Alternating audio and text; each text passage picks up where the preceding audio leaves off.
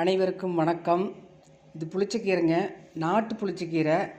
தோட்டத்துக்காரர் 2 மாதத்துக்கு முன்னாடி கொண்டாந்தார். ஒரு கட்டு 10 ரூபா கொடுத்து வாங்கினேன். அந்த கீரையை மட்டும் நான் ரெடி பண்ணி நல்லா கழுவிட்டு வேக வச்சு கடைஞ்சிட்டேன். உரலில் தாங்க ஆட்டினேன். அந்த வேரை வாழை மரத்துக்கு அடியில் நட்டு வச்சுட்டு நான் ஊருக்கு போயிருந்தேன். பெங்களூர் போயிட்டேன்.